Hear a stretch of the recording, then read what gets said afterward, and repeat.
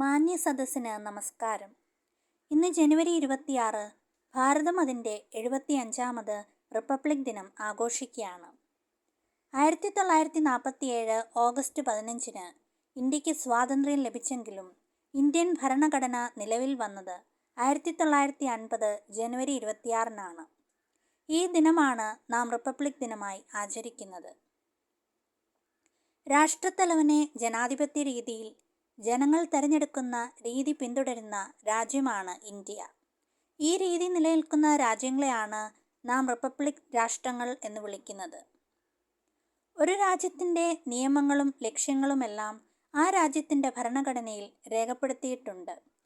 ലോകത്തിലെ ഏറ്റവും വലിയ ലിഖിത ഭരണഘടനയുള്ള രാജ്യമാണ് ഇന്ത്യ.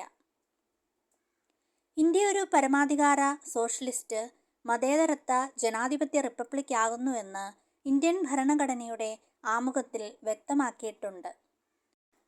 നാനാത്വത്തിലെ ഏകത്വം, അതാണ് ഇന്ത്യൻ ഭരണഘടനയുടെ അന്തഃസത്ത. വിവിധ ഭാഷകൾ, വിവിധ മതങ്ങൾ, ആചാരങ്ങൾ തുടങ്ങി വ്യത്യസ്ത കാഴ്ചപ്പാടുകൾ ഒന്നായി ചേരുന്നതാണ് ഇന്ത്യൻ സംസ്കാരം. ഇന്ത്യൻ ഭരണഘടനാ ശില്പി ഡോക്ടർ അംബേദ്കർ ഭരണഘടനാ നിർമ്മാണ വേളയിൽ നിരവധി പ്രതിസന്ധികൾ നേരിട്ടിട്ടുണ്ട്. എന്നാൽ അവയെല്ലാം മറികടന്ന് നമുക്കായി ഒരു ഭരണഘടന അദ്ദേഹം സമ്മാനിച്ചു. ലോകത്തിലെ ഏറ്റവും വലിയ ജനാധിപത്യ രാജ്യമായ ഇന്ത്യയിൽ ജീവിക്കാൻ കഴിഞ്ഞതിൽ നമുക്ക് അഭിമാനിക്കാം. ഇന്ത്യ റിപ്പബ്ലിക് ആയതിൻ്റെ 75ാം വാർഷികം നാം ആഘോഷിക്കുമ്പോൾ നമ്മുടെ ഭരണഘടനാ നിർമ്മാതാക്കളെയും നമുക്ക് സ്വാതന്ത്ര്യം നേടിത്തന്ന രാജ്യസ്നേഹികളെയും നമുക്ക് ഓർക്കാം.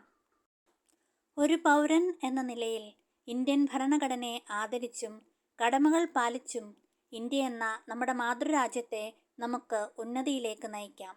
എല്ലാവർക്കും റിപ്പബ്ലിക് ദിന ആശംസകൾ നേരുന്നു. ജയ് ഹിന്ദ്.